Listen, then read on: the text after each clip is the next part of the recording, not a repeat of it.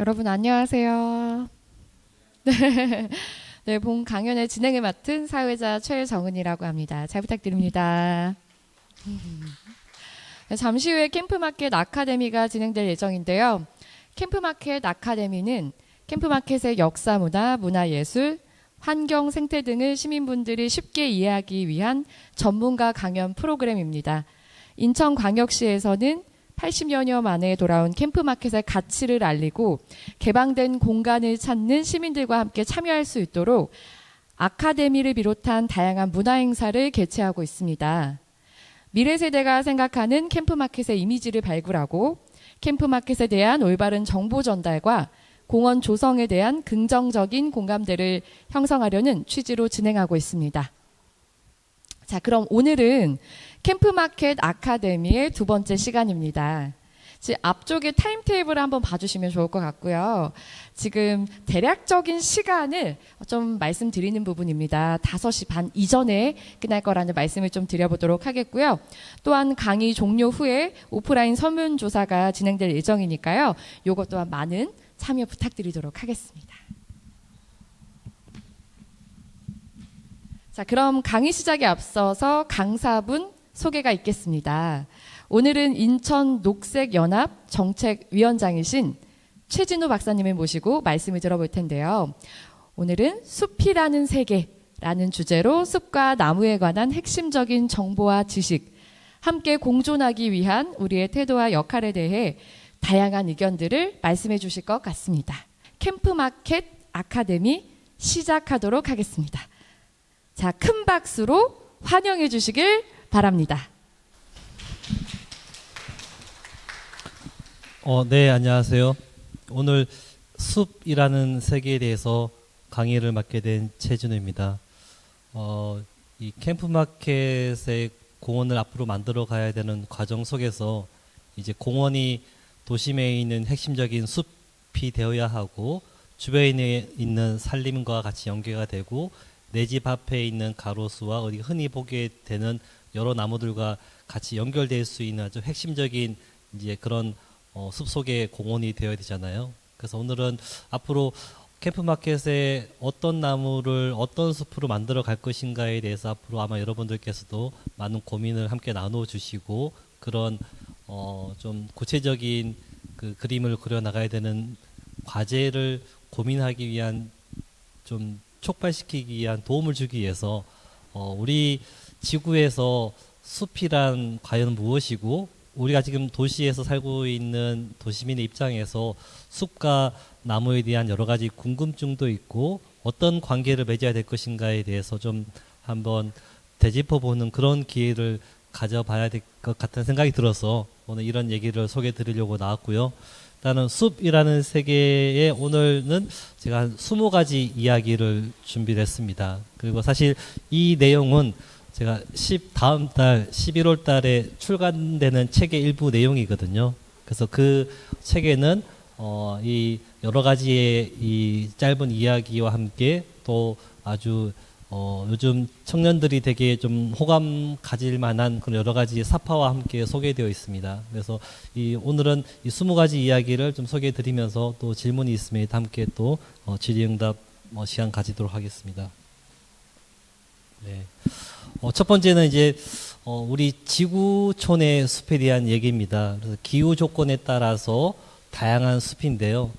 숲이라는 게 나무들이 집합적으로 있는 그런 장소 공간이잖아요. 흔히 이제 뭐 소나무가 있고 참나무가 있고 또는 뭐 뾰족뾰족한 침엽수가 있거나 넓은 잎인 하엽수가 있거나 그렇게 우리가 현상적으로 바라보게 되는데 실제 이 나무의 입장에서는 기온과 강수량에 따라서 어떤 나무들이 자생하고 있는지에 대한 그 종류가 다릅니다. 그래서 아마 우리나라로 치면 아주 북쪽 추운 지역부터 우리 남해안 제주도까지 따져보더라도 같은 나라에도 이렇게 위도에 따라 이 기후가 다르고 우리가 설악산이다 한라산이다 했을 때도 등산을 하다 보면 처음에는 좀 어느 정도 따뜻하고 온화한 기후였다가 올라가면 올라갈수록 약간 서늘하고 추워지는 그런 상황도 있거든요. 그 같은 장소에도 해발고에 따라 다르기 때문에 사실상 그 지역의 기온과 강수량에 따라서 수백 수천 년 동안 적응해온 그런 식물의 군락이 있거든요. 근데 전 세계적으로 봤을 때도 흔히 우리가 추운 지역이라면 뭐 러시아, 시베리아 일대는 한대 기후대라고 해서 되게 침엽수가 빽빽하게 있고, 우리나라는 온대 기후죠. 온대 기후는 주로 낙엽 하엽수림이 많이 있습니다. 그리고 이제 난대나 이제 아열대 쪽에 속할수록 겨울에도 잎이 떨어지지 않는 이제 상록 하엽수림이 있고, 이제 열대림 같은 경우 보면 우리가 이제 아주 열대 우림 같은 경우 비가 많이 내리고 여러 종류의 나무가 살고 있는 곳이죠. 또 이제 흔히 우리가 열대 우림이라고 하지만 온대 지방에도 해안가에서 비가 많이 오는 지역에는 소위 이제 미국의 서부 지역이거나 또는 그런 지역은 온대 우림 지역도 발달하기도 합니다. 그래서 기본적으로 이 나무가 살고 있는 숲은 기온과 강수량에 따라서 그 종류가 다르다. 우리는 이제 온대 중부 지역에 있는 이제 인천이잖아요. 그 온대림이고 남해안 쪽에 가면 난대림이 또 형성되어 있다는 것을 알아두시면 좋겠습니다. 그런데 이제 우리가 기후 위기에 처해 있고 인류의 어떤 생존이 되게 문제시 되고 있잖아요. 근데 우리가 살기 어려운 만큼 숲도 되게 많은 피해와 어려움에 처해 있습니다. 기후 위기에 대한 직접적인 피해를 받기도 하고, 사실은 인간의 과도한 개발과 벌목에 의해서 숲이 많이 파괴되고 있는데 가장 핵심적으로 피해를 받고 있는 것이 우리 브라질에 있는 아마존 밀림인 거죠. 그래서 여기는 최근에 많은 숲이 벌채가 되고 파괴가 됐는데 그 원인이 아마존 밀림이잖아요. 왜 아마존 밀림의 숲이 나무가 잘리고 숲이 다른 토지로 바뀔까요? 최근에 이제 한 2019년부터 2년 동안 거의 뭐 그 어마어마한 숲이 파괴됐는데요. 아마 그게 우리가 이제 소고기를 많이 먹고 육식을 많이 하다 보니까 소를 키우거나 아니면 소에게 먹일 사료를 생산하기 위해서 소위 우림을 베어내고 콩을 재배하고, 또는 열대우림 지역에 여러 가지 그 어떤 좀 암석이나 강물이 많은데 그런 것을 채굴하기 위해서 불법적으로 이제 벌목하는 상황이 많아졌습니다. 그래서 엄청나게 숲이 파괴가 되었는데, 아마 최근에 이제 브라질의 대통령 선거가 다시 재편됨에 따라서 이 숲을 어떻게 보호할 것인가에 대해서 상당히 많은 관심을 가지고 있고, 이 브라질의 아마존 밀림 숲이 지구에 허파잖아요. 그래서 우리가 사실상 기후위기에 대해서 잘 개선을 하고 우리 인류가 생존하기 위해서는 아마존 숲을 살려야 되는데, 그럼 우리도 노력을 해야 되는 거죠. 이 브라질 원주민이 잘 살아남고 브라질에서 이 아마존 밀림이 잘 보존될 수 있도록 우리가 더 신경과 또는 많은 보호와 어떤 보살핌, 도움의 손길이 더 필요한 부분이 되겠습니다. 네, 다음요. 세계에서 가장 큰 나무가 어딜까요? 혹시 가장 큰 나무 보신 적은 아마 있지 않으실 거고, 가끔 이제 언론이나 TV에 나오긴 하는데요. 그럼 인천에서 가장 큰 나무는 무슨 나무일까요? 예, 어디에 있는 플라타나스일까요? 자유공원? 네. 그래서 제가 한 2년 전에 우리 캠프마켓에서도 나무가 큰 나무들이 여러 있잖아요. 그래서 캠프마켓 바로 우리 요 안쪽 부지에 플라타나스 큰 나무가 있는데, 그 나무가 클까 자유공원에 있는 플라타나스가 클까. 근데 자유공원 플라타나스 나이는 훨씬 오래됐어요. 그건 거의 한 130살 가까이 됐거든요. 여기는 아직 100살이 안 되는 걸로 알고 있는데, 그런데 제가 정확하게 레이저 측정기로 재었는데 둘 다 재었어요. 정확하게 쟀는데 자유공원 플라타나스보다 여기가 2m 더 크더라고요. 네, 그래서 여기가 제가 정확하게 2년 전에 쟀을 때 32m였어요. 그 32m면 아파트 높이로서 몇 층일까요? 한 네, 몇 층 정도, 한 15층 정도, 15층 정도 될 거라고 생각을 하고요. 그게 아마 현재 인천 도심에서는 가장 큰 나무인데, 세계에서 가장 큰 나무는 이제 미국 캘리포니아의 세콰이어 국립공원에 있는 자이언트 세콰이어예요. 세콰이어 그러면 되게 우리가 뭔가 좀 이렇게 익숙하잖아요. 메타세콰이어, 메타세콰이어 친척이죠. 근데 아주 크고 좀 폭도 큰 그런 거인 같은 세콰이어라고 해서 이 자이언트 세콰이어인데, 높이가 거의 한 84m래요. 84m면 아파트 높이로 아까 30층. 예. 일단은 뭐 어마어마한 크기의 나무인데 어떻게 저렇게 크게 자랄 수 있을까도 참 수수께끼고 심부럽지만 나이도 거의 한 2700살까지 추정을 하고 있더라고요. 근데 이 나무가 살아있잖아요. 나무가 살아있다고 하는 것은 광합성을 계속하는 거고 물이 필요하고 뭔가 양분을 흡수하는 거잖아요. 이 지하에서 물을 끌어올려서 84m까지 꼭대기까지 보내는 거예요. 아직 그런 것도 미스터리한 거거든요. 사실 나무가 어떻게 83m도 아니고 10m도 어떻게 저 자연의 생명이 지하에서 물을 끌어올려서 이 각 가지와 잎에다 공급을 할까? 참 이렇게 신비로운 얘기들이 많습니다. 세계에서 가장 큰 나무는 84m나 된다라고 알아두시면 좋겠고요. 이제 우리가 살고 있는 우리 한국의 숲에 대해서 몇 가지 좀 단상을 얘기하면요. 우리는 실제 주변에 공원에 있는 나무, 길거리에 있는 나무, 또 산에 있는 나무 이렇게 주로 보게 되는데 옛날에는 마을에도 나무가 많이 있었어요. 마을 숲이라고 하죠.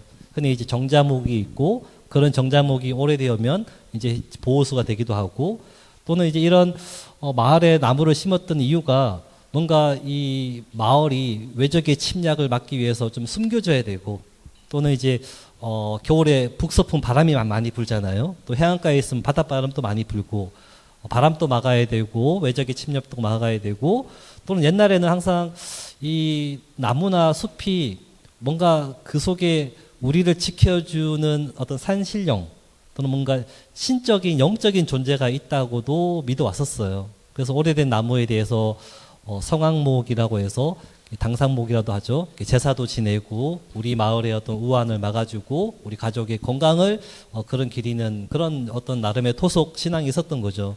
그래서 그런 마을 숲이 있고 많이 이어져 왔는데 그래서 오래된 마을에 가면 항상 그런 마을 숲에 좀 잔재가 남아 있고 또는 이어져 오는 나무들이 있어요. 근데 사실상 지난 한 50년 동안 나무들이 많이 좀 사라지고 삶이 많이 좀 훼손되고 베어진 것도 많거든요. 그래서 아직까지 남아있는 마을의 숲, 큰 나무, 보호수나 좀 여러 가지 개인 저택에 있는 나무를 할지라도 그런 나무를 잘 발굴하고 우리가 보존해 나가려고 하는 그런 노력도 필요하겠습니다.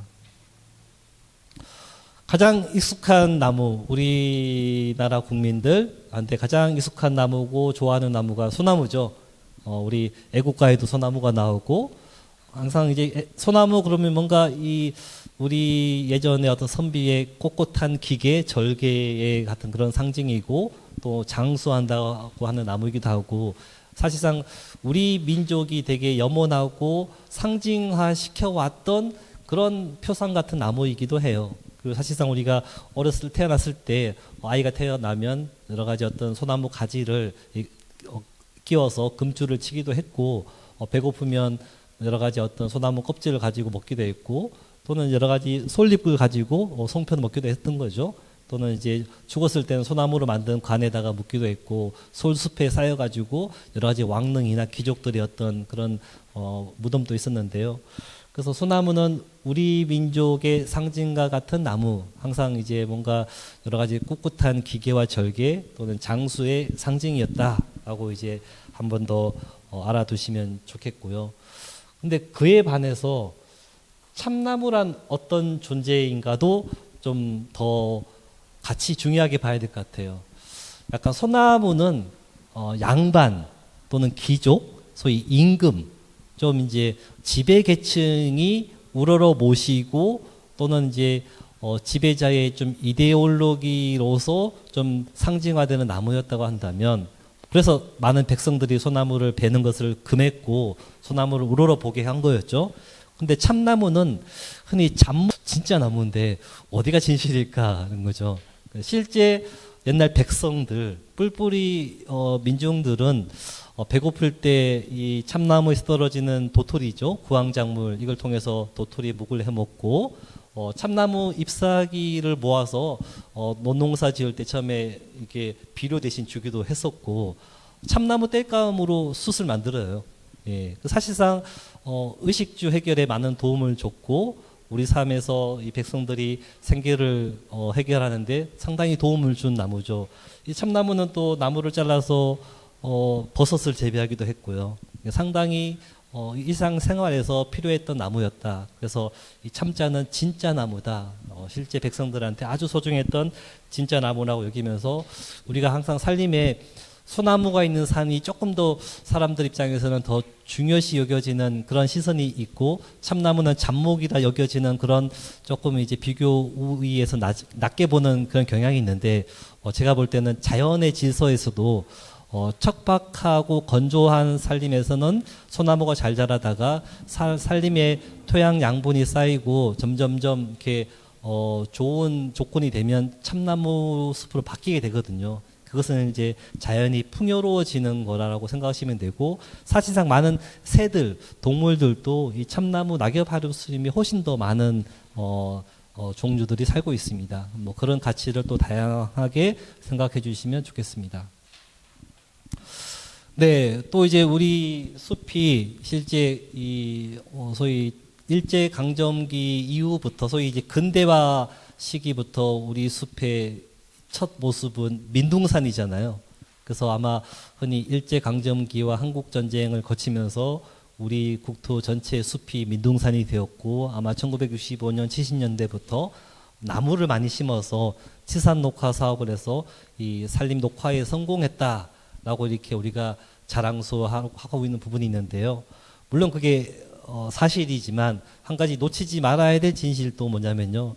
흔히 이제 일제강점기 전 시절부터, 구한말 시절부터 흔히 우리가 외국에서 온 사진가들의 사진을 보면 웬만한 그런 마을 주변의 살림이 다 민둥산이었어요.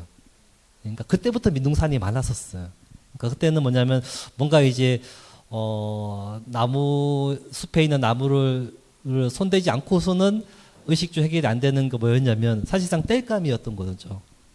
겨울철에 춥고 뭔가 배고플 때 산에 나무를 베어서 뗄 수 없이는 살아갈 수 없었던 환경이, 특히나 이제 구한말 시점에 소위 이제 조정의 어떤 기강이나 규율이 전혀 이제 먹히지 않았고, 소위 이제 산에 누구나도 더 이 나무를 베일 수밖에 없었던, 먹고 살기 위해서 살 수밖에 없었던 그런 시점이 가장 큰 요인이었거든요.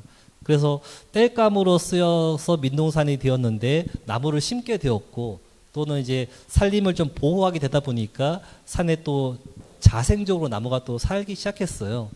그러다가 이제 한 1980년 지나서 90년대 무렵부터 이제 소위 연탄이 많이 보급이 되고 또 기름 보일러를 쓰게 되고, 전혀 이제 우리가 나무 베어서 땔감을 안 쓰잖아요. 그래서 지난 한 30년 전부터 숲이 더 이제 무성해지고 풍요로워졌다라고 보시면 좋을 것 같습니다. 네, 다음은 네. 지금 우리 이제 기후 변화와 관련된 숲에 대한 몇 가지 이야기인데요.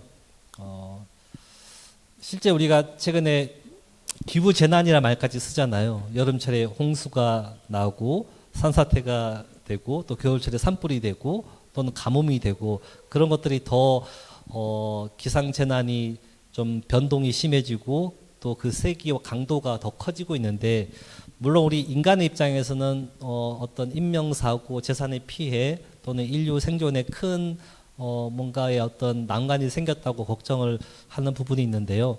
사실 우리 눈에 실제로 보이진 않지만 기후변화에 타격을 받는 최전선의 그런 나무들이 저 아고산 대지역, 해발고 1200m 이상, 물론 인천 수도권에는 없고 가장 가깝게는 뭐 태백산, 설악산 또는 최근에 뭐 덕유산, 한라산, 지리산이죠. 특히 한라산, 지리산 꼭대기에 있는 흔히 침엽수가 뭐냐면 구상나무, 분비나무 그런 나무들인데요. 요즘 제주도 한라산 백록당 근처 가보면 이런 구상나무들이 거의 다 죽어가고 있어요. 그래서 막 꺾여서 막 죽어가는 게 막 눈에 보이거든요. 그래서 그런 꼭대기부터 점점점 나무들이 이런 잦은 기상 변동이 뭐냐면 겨울철이 너무 따뜻하고 눈이 별로 안 오는 거예요.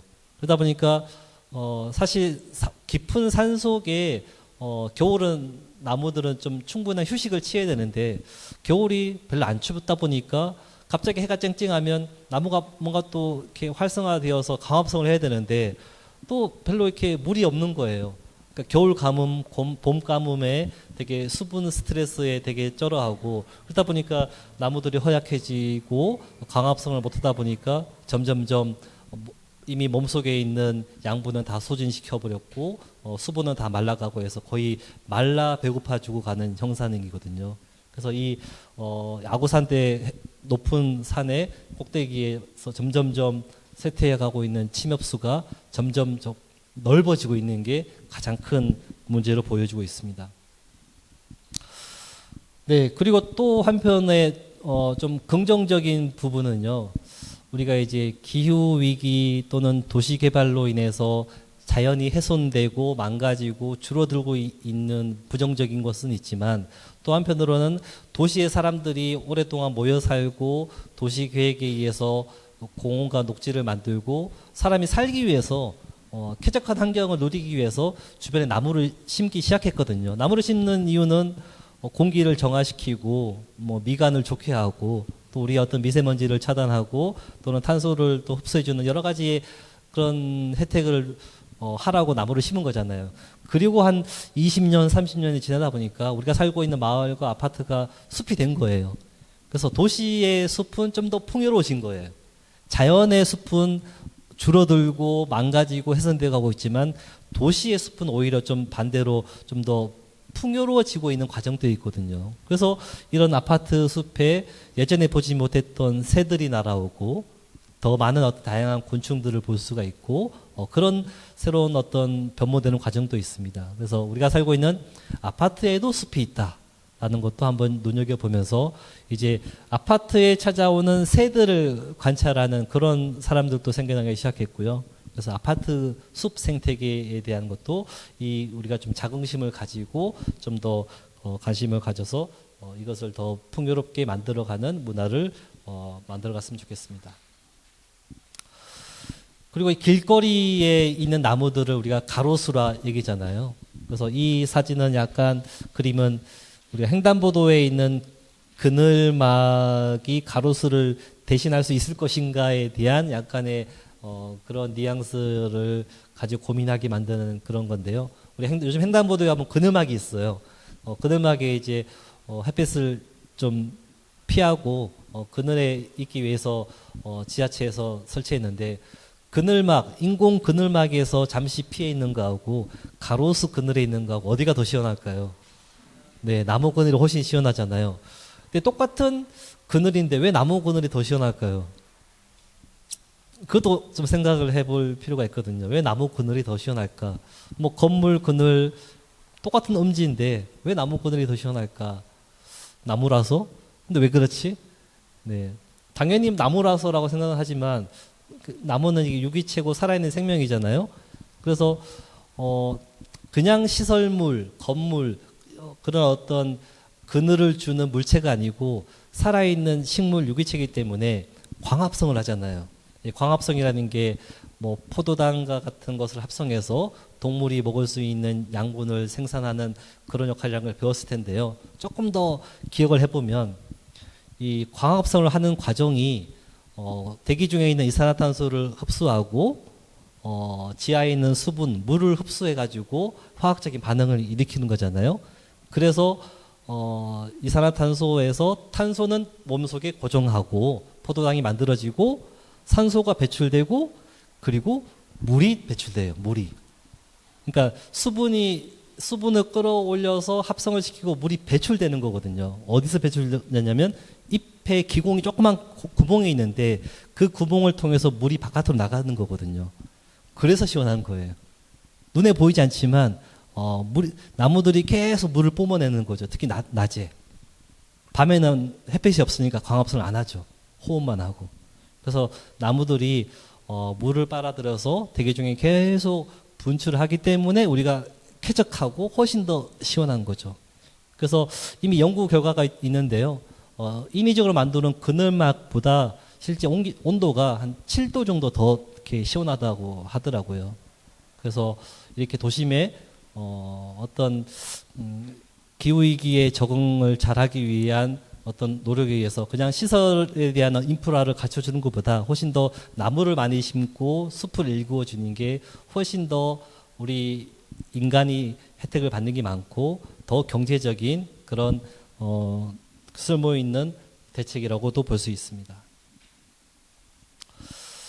그런데 나무를 이렇게 함부로 이렇게 자르는 그런 광경을 많이 보게 되잖아요. 그래서 흔히 이런 나무를 보고 우리가 뭐 닭발 가로수로 만들었다 또는 몽둥이 같은 수준으로 나무를 잘랐다라고 많은 이렇게 얘기를 하는데요.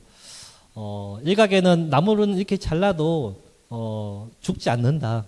그리고 나뭇가지가 계속 다시 새로 나기 때문에 잠시 그냥 보기에 흉할 뿐이고 다시 회복되는 거기 때문에 걱정하지 마세요라고 또 이렇게 얘기하시는 분도 있는데요. 그래서 그걸 다 제가 확인해 보니까 정말 그건 오해고 잘못된 인식이더라고요. 이렇게 굵은 가지를 많이 잘라도 끄떡없는 나무는 없다라고 이미 여러 국제 그 수목 관리 학회나 다른 선진국들은 그것을 규정으로 삼았더라고요. 그래서 이미 다른 나라에는 나뭇가지를 필요로 해서 자를 때는 25% 이상, 4분의 1 이상을 자르면 안 된다라는 그런 규정도 있었습니다. 그래서 이 굵은 가지가 잘리면 이미 그 잘린 면에 세균이 침투해서 썩어 들어가고 점점점 내부가 붕괴되고 결국에는 나무가 쓰러지게 될 수 있는 요인도 되거든요. 그래서 이 좁은 틈에서 살아갈 수밖에 없는 이 나무의 입장에서는 최대한 우리가 나무가 잘 살게 해줄 수 있는 그런 어떤 관리가 필요하고 시민들의 따뜻한 시선과 또는 보살핌이 필요한 그런 도움이 필요합니다. 네, 우리 동네에 나무가 많은 동네냐 적은 동네냐 이제 그것도 따져봐야 되는 이제 시기인 것 같아요. 그래서 나무가 많은 동네일수록 사실상 그 우리 부동산 어떤 집값 측면에서도 어떤 공원 옆에 있는 나무는 숲세권이라 그러잖아요. 네, 그런 공원의 접근성이 좋고 나무가 많으면 훨씬 더 사람 살기 좋은 동네고 아파트이기 때문에 더 거주 조건으로서도 되게 많은 부가가치를 만드는데요.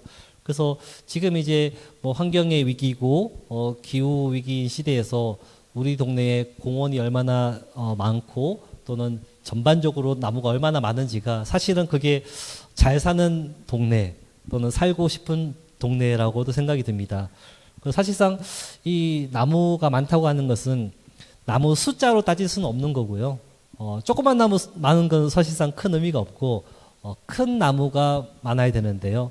큰 나무가 많은 거는 개수도 중요하지만 이 나뭇가지가 넓게 펼쳐져서 많은 잎을 달고 있잖아요. 그래서 그 나뭇가지와 잎이 그 마을의 지붕을 과연 몇 프로나 덮고 있느냐가 중요한 이제 지표가 되더라고요. 그래서 다른 서구 선진 도시 같은 경우는 이 마을과 도시를 덮고 있는 지붕의 면적, 녹색 지붕의 면적을 한 30% 이상은 갖춰야지만 뭔가 좀 사람이 사람답게 살 수 있는 환경을 만들 수 있다고 그렇게 좀 목표를 가지고 해나가고 있었습니다. 그러려면 우리가 나무도 많이 심어야 되지만 그 나무가 잘 살아서 나뭇가지가 무성한 잎이 여러 시가지와 도로를 잘 덮을 수 있도록 그래야지만 우리가 많은 혜택을 얻을 수가 있겠죠. 그런 이 부자 동네라는 것이 아파트 값이나 집값이 높은 것으로만 드러나지 않고 뭔가 살기 좋은 환경이 있는 그런 풍요로운 동네로까지도 같이 우리가 좀 더 시선과 좀 수준을 높일 수 있는 계기를 가졌으면 좋겠습니다. 네, 한번 넘겨주세요. 잘 안 넘어가네요.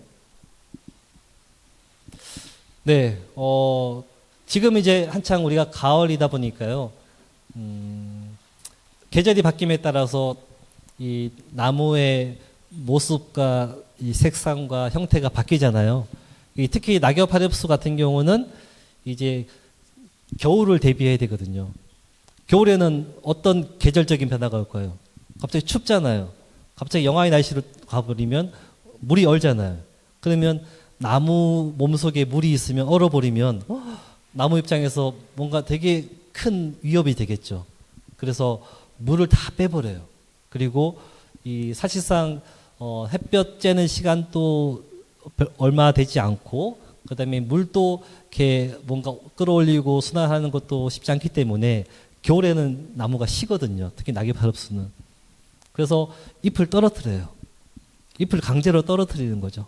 예, 잎에 있는 물기와 영양분을 다 줄기와 뿌리로 이동시키고 그 가지에 약간 이제 떨켜층이라고 만들어서 저절로 떨어뜨리게 하는데, 그 전에 이제 이 엽록소의 세포도 다 이제 소진시키고 소위 이제 다시 되가져가기 때문에 색깔이 단풍이 드는 거고, 그 단풍이 들고 낙엽이 지는 건데, 사실 가을 단풍 낙엽 그러면 되게 낭만적이잖아요.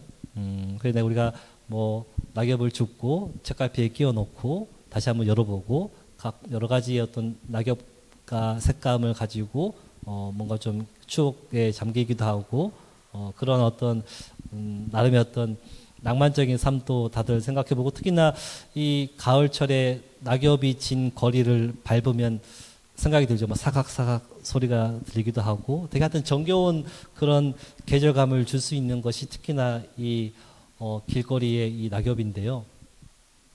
근데 지금 자세히 보면 우리가 공원에 있는 낙엽도 그렇고 길거리 낙엽도 그렇고 아파트에 있는 낙엽도 그렇고 다 이렇게 쓸어 담아서 쓰레기로 버리고 있어요. 네, 그게 사실 우리 도시에서 이 낙엽을 대하는 표준이기도 하고, 그게 어떤 처리의 어떤 수준인데요. 이게 당연한 것은 아니에요.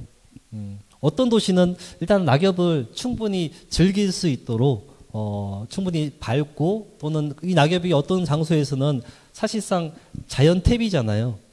또 자연 탄소거든요. 그래서 이게 순전히 이제 잘 부셔져서 토양에 유기탄소로 들어갈 수 있게끔 해야 되는데, 되게 우리의 공원과 거리와 아파트나 이런 공공 녹지에서는 이게 막 이렇게 날리면 사람들이 싫어하고, 또 부서진 게 날리면 또 차 운전할 때 막 부딪히고, 그래서 깔끔하고 깨끗한 환경을 선호하고 그렇게 정리하는 게 일 잘했다고 하는 그런 풍토가 있어서 엄청 떨어지자마자 다 이렇게 주워 담아서 유기물 쓰레기로 분류해서 버리고 있거든요.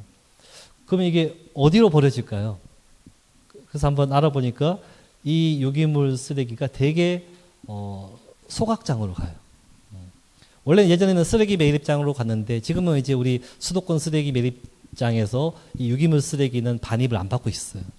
되게 지자체에서 관리하면서 이게 외부 업체한테 위탁을 주거나 직접 이제 직영 관리를 하거나 해서 소각장 가서 태우는데, 그래서 우리가 기후위기 시대에 낙엽을 이제 어찌할 것인가에 대해서 좀 더 구체적으로 들여다본다면 낙엽도 탄소 덩어리거든요.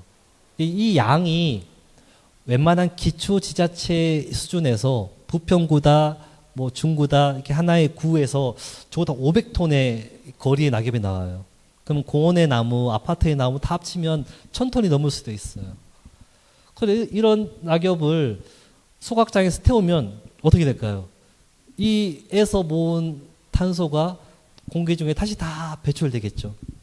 또 탄소만 나가는 게 아니고 태우잖아요. 그러면 여러 가지 우리 몸에 좋지 않은 그런 미세먼지나 대기오염 물질도 더 양산이 되는 거죠.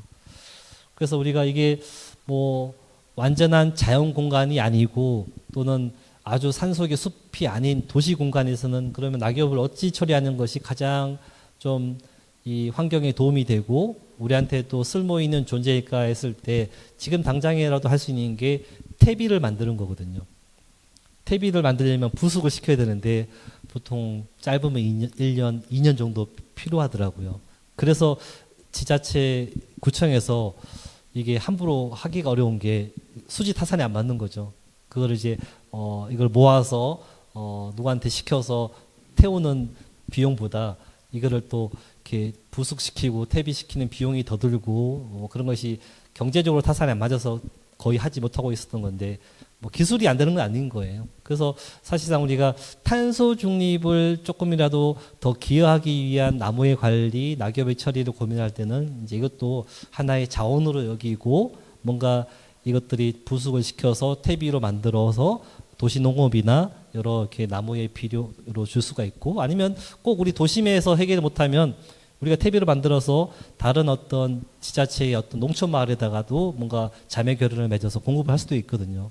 그래서 이거는 지자체에서 공원과 길거리에 있는 퇴비를 낙엽을 모아서 처리하는 것도 필요하고, 우리가 살고 있는 마을, 사유지, 아파트 단지에서 생산되고 모아지는 낙엽을 어떻게 처리할 것인가도 아마 우리들이 한 번 더 고민해서 좀 더 여러 가지 모범 사례를 만들어 봤으면 좋겠습니다.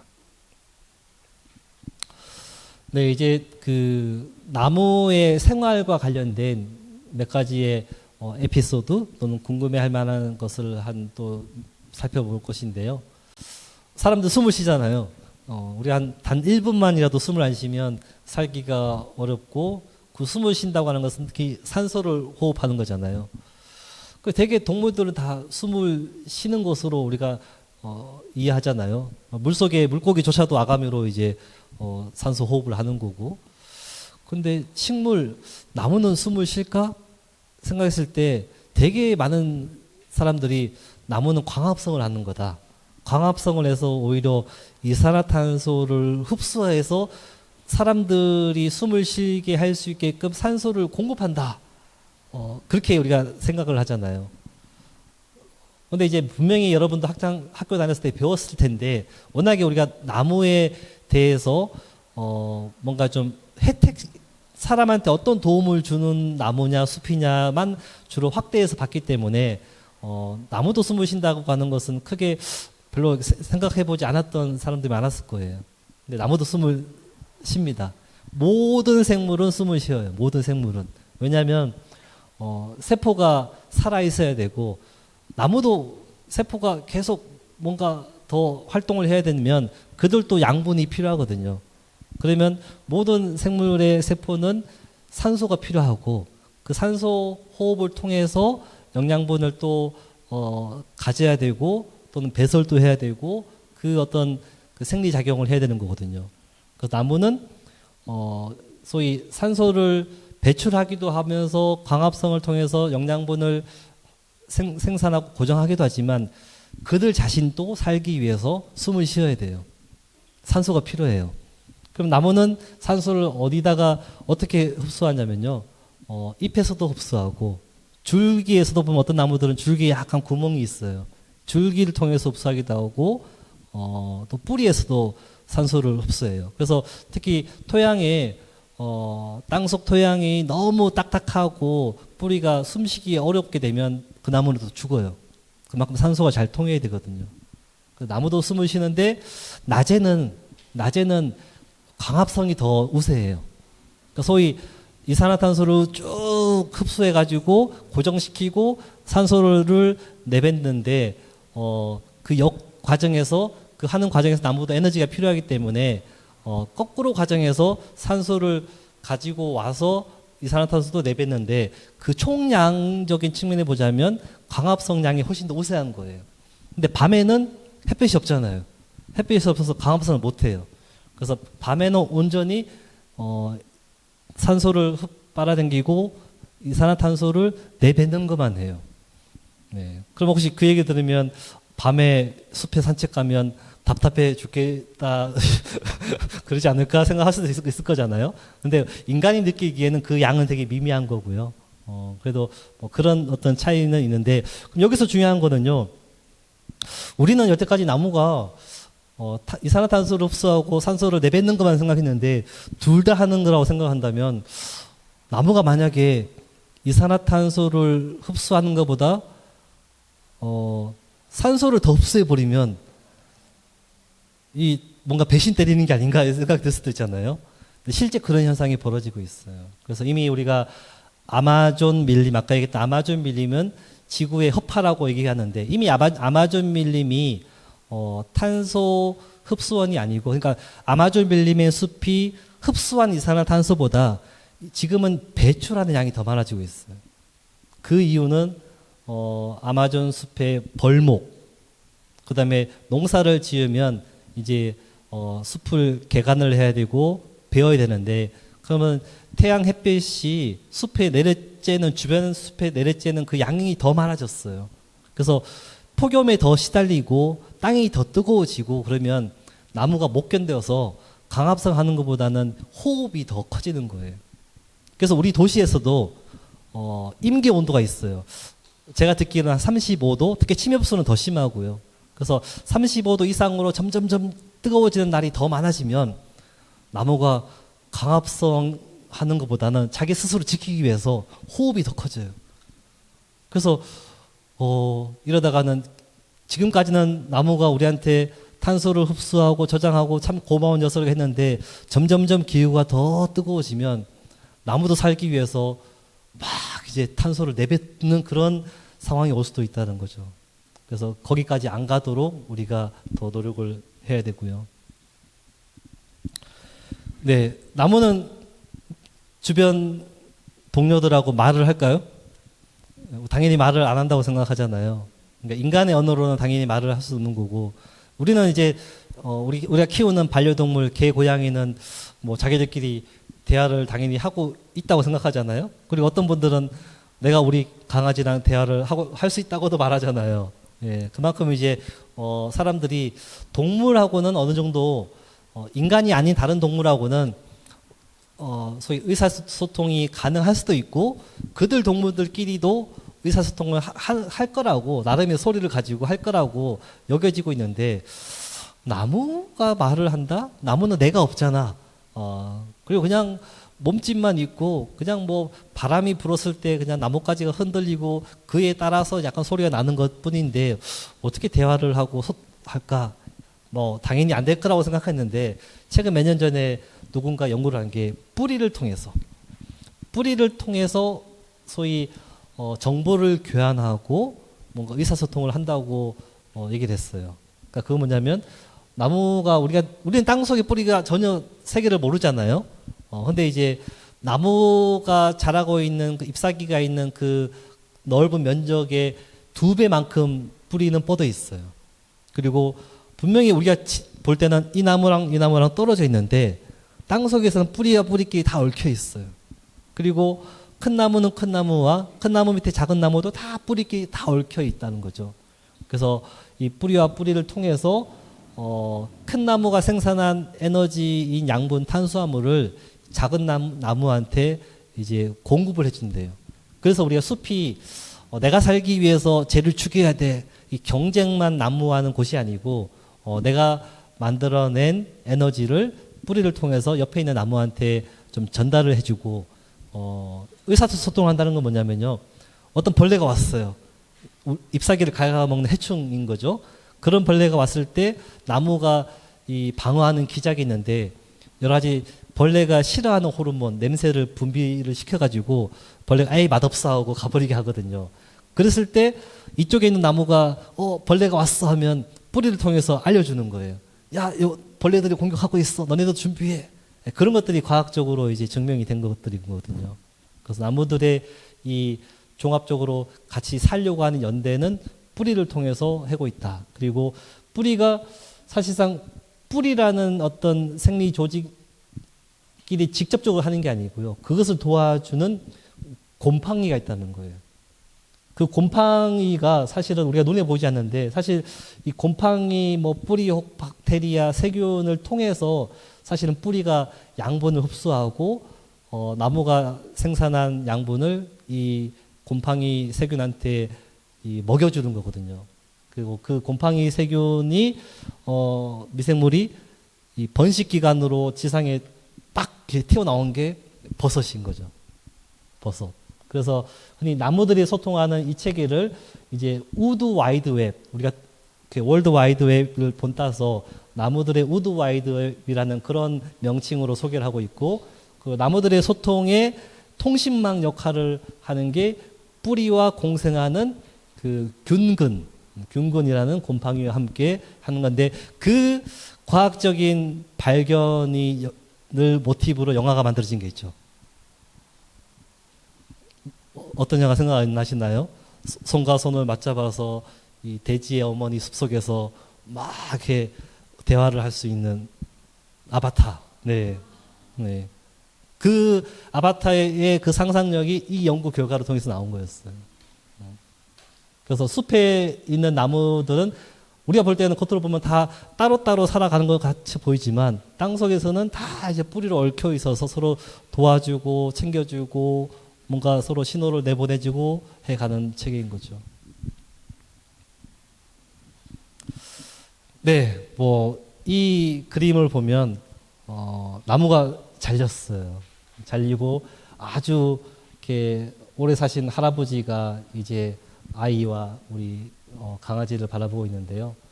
그 되게 우리 사람의 시선은 아낌없이 주는 나무라는 뭔가 그런 어떤 그 화도의 속에서 나무는 우리한테 좋은 것이야라고 하는 그런 시선을 주는데요. 사실 아낌어주는 나무가 그 동화책 제목이잖아요. 그래서 이 동화책 제목이 뭔가 좀 우리한테 주는 메시지가 나무는 사람들을 위해서 되게 아낌없이 자기 몸뚱아리까지 다 내어준다. 그리고 또 나무는 행복했다. 라는 것이 나무에 대한 찬사이자 되게 소중한 고마움을 간직하게 해주는 부분도 있지만 조금 더 다르게 생각하면 너무 우리가 나무를 착취하는 게 아니냐라는 생각도 들어요. 어떻게 자기 몸뚱아리까지 다 내어주고 나무가 행복하다고 얘기할 수가 있겠어요. 그래서 저는 아낌없이 주는 나무는 없어야 된다라는 거고요.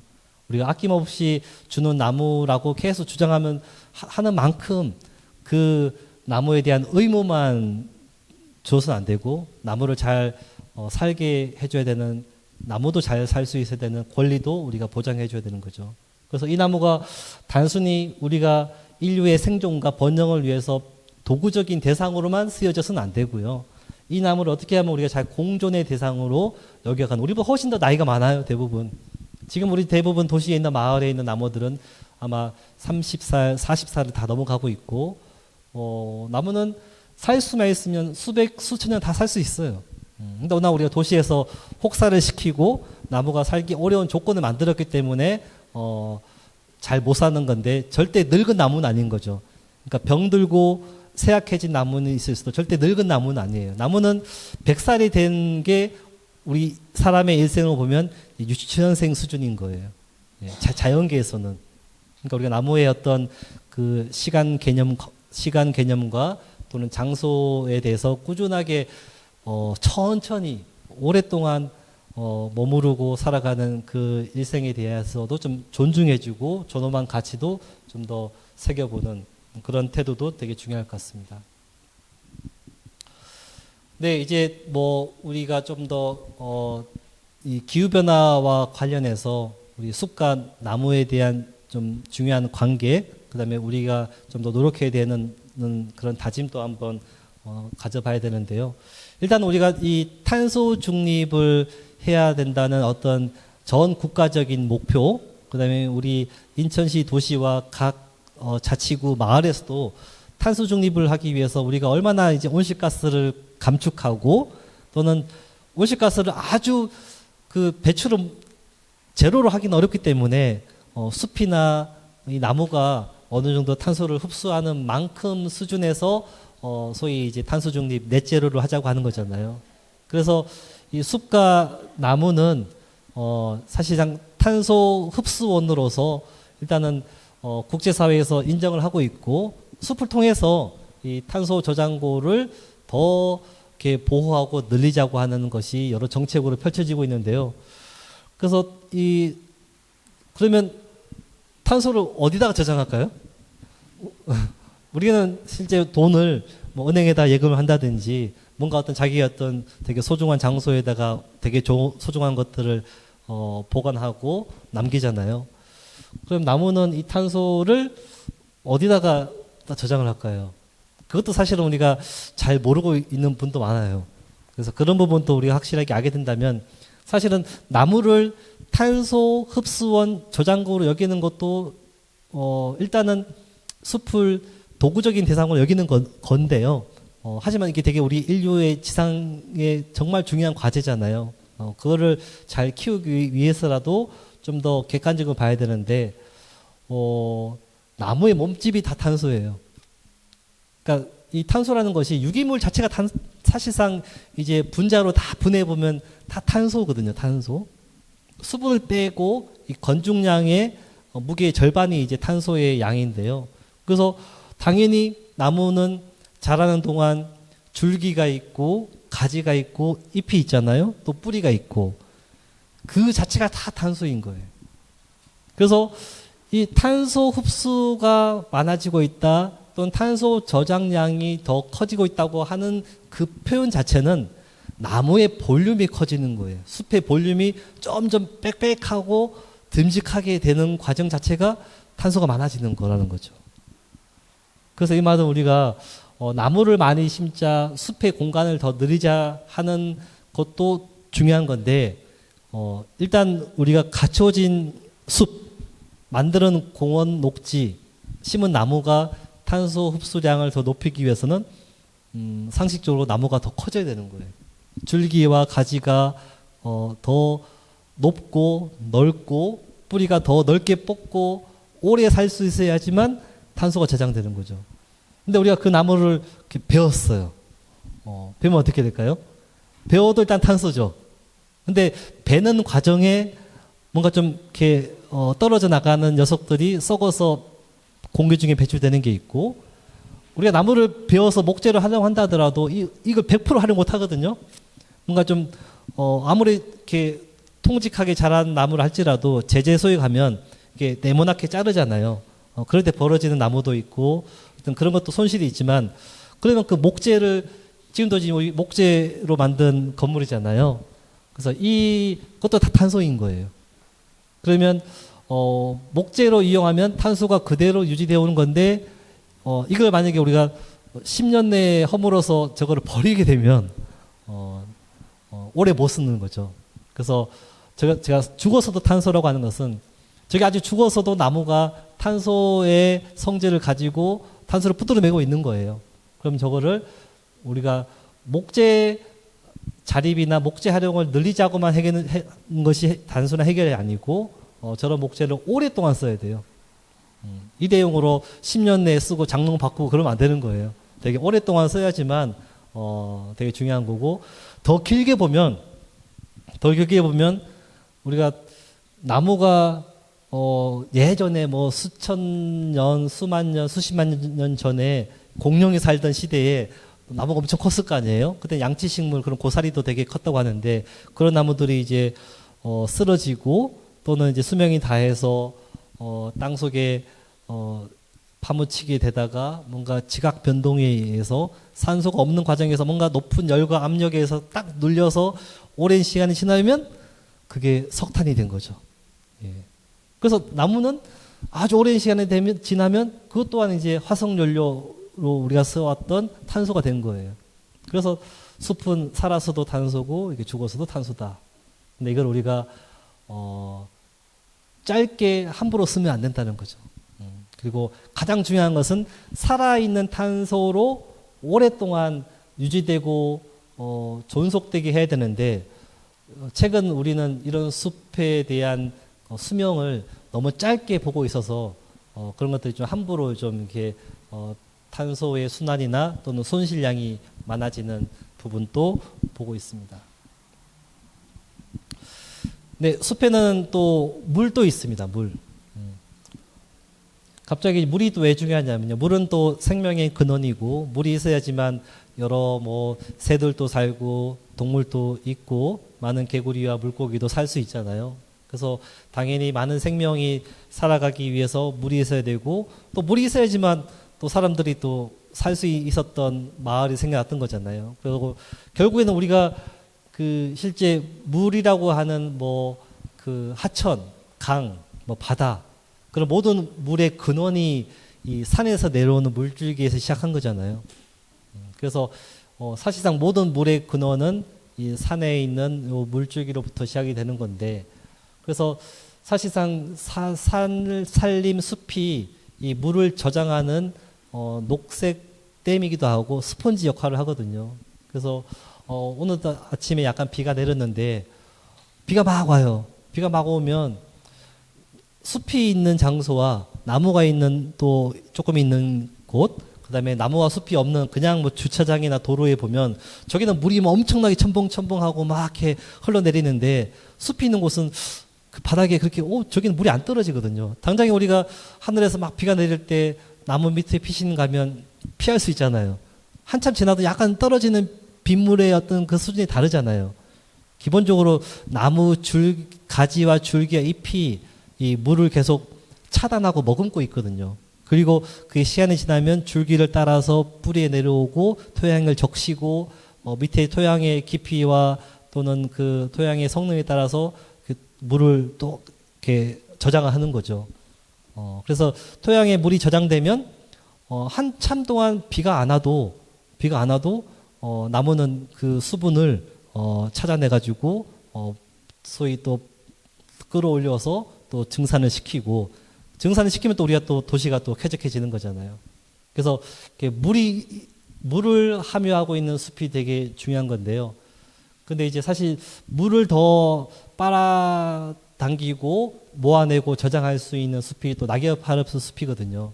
침엽수는 좀 물을 좀 더 뱉어내거나 또는 원래 좀 땅이 건조하기 때문에 물이 또 적어요. 그래서 요즘 산불이 많아지는데 그래서 물이 많으면 산불도 아예 안 나거나 나더라도 살짝 거슬리고 꺼지는 게 많고 또 물이 있으면 또 쉽게 끄잖아요.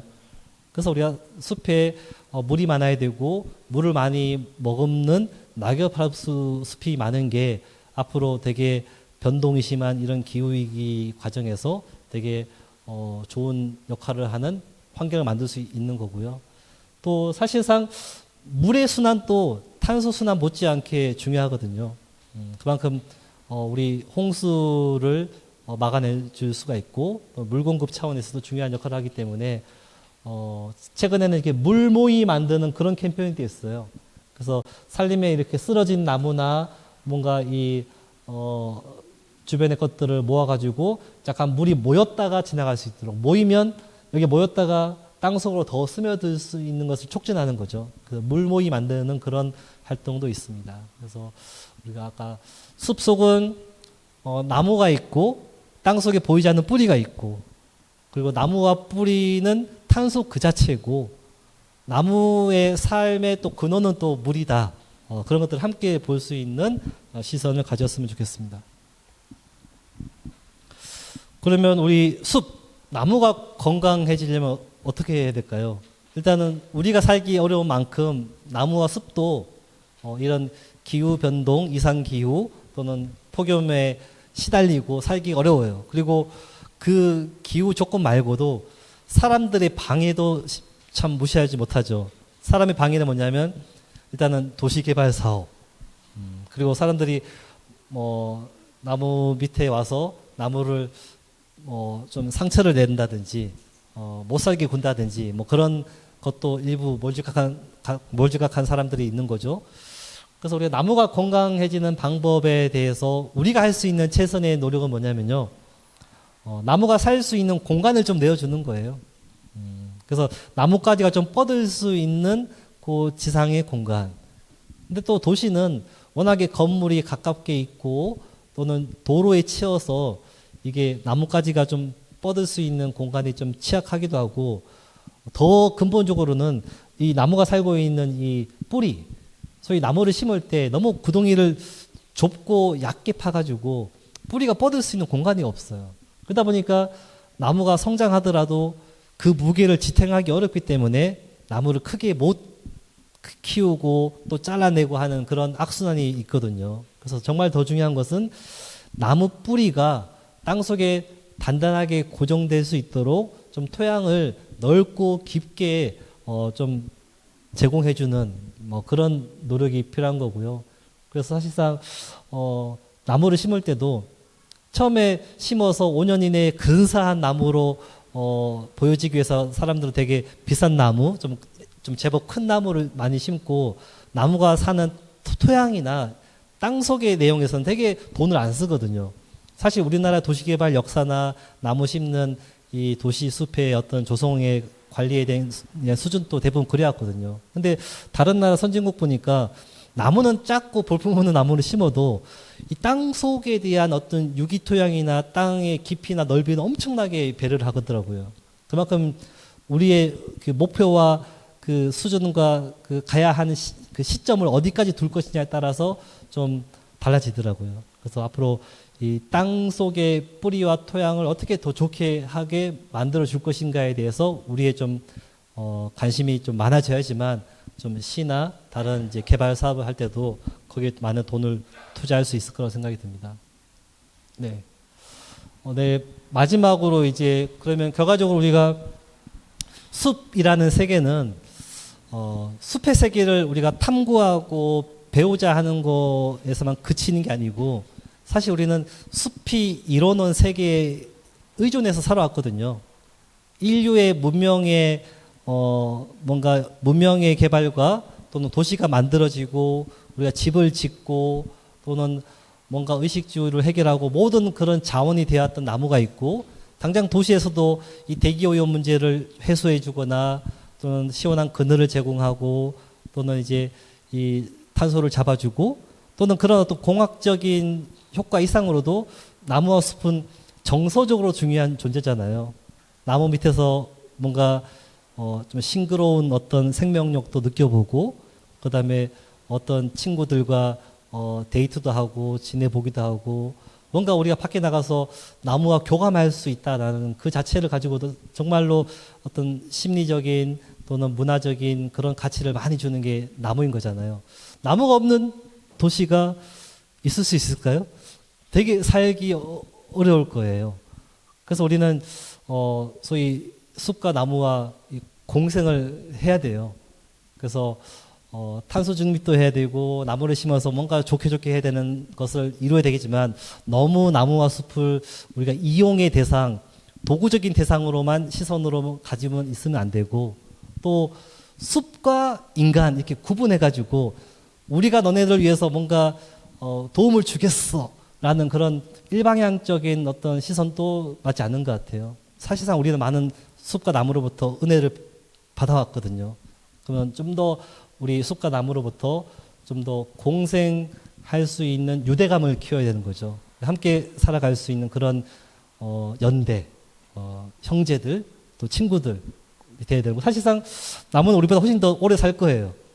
어떻게 보면 우리 마을의 어르신으로서도 또 삼아야 될 거고요. 그래서 이게 당장 우리 눈에는 공원에 있는 숲, 거리에 있는 나무들, 아파트에 있는 동네 또 이런 녹지들도 있고 그걸 통해서 우리나라의 설악산의 숲, 지리산의 숲도 한라산의 숲과도 같이 한번 연계도 해봐야 되고 참 일생 동안 가보기는 어렵지만 사실 우리가 살 수 있는 환경에 많은 또 영향을 주고 있는 게 아까 저 지구 반대쪽에 있는 브라질 아마존의 또 열대우림이 있잖아요. 그래서 그런 글로벌한 큰 숲과 이 동네의 나무들까지 같이 쭉 함께 호흡하고 공존할 수 있는 그런 삶의 태도를 도시에서 만들어가면 좋겠는데 항상 그런 걸 하려면 뭔가 좀 거점이 필요하고 동기가 필요하고 핵심적인 어떤 그 장소가 필요한데 굳이 우리가 캠프마켓 공원을 생각한다면 앞으로 캠프마켓에 만들어진 공원을 통해서 뭔가 동기부여를 하고 그걸 통해서 뭔가 이 숲의 도시로서의 확산, 연대 그런 것을 함께 도모해 나갔으면 좋겠습니다. 네, 감사합니다. 저 또한 나무를 보면서 앞으로 고맙다라는 마음가짐과 파랗고 우리 초록색을 보면 마음 편안해지잖아요. 힐링한다라는 생각만 했는데 이제는 감사하다라는 생각까지 같이 하면 더 좋을 것 같다 생각이 듭니다. 네, 진심으로 이 자리에 참석해 주셔가지고 너무 감사드리고요. 여러분의 감사한 이런 말씀까지도 또 한번 감사를 드리도록 하겠습니다. 다음 주 우리 10월 21일에는요. 도시공원의 현재와 미래라는 주제로 캠프마켓 아카데미의 마지막 강의가 또 진행될 예정입니다. 마지막까지 많은 참여 부탁드리도록 하겠고요. 오늘 프로그램에 대한 만족도 조사까지 꼭 참여해 주시고요. 지금 이곳 캠프마켓 오늘앤내일 인포센터도 둘러보시면서 캠프마켓에 대해 더 많이 알아가시면 좋겠습니다. 자, 지금까지 저는 사회자 최정은이었고요. 다음 주 토요일에도 다시 한번 이 자리에서 뵙도록 하겠습니다. 감사합니다.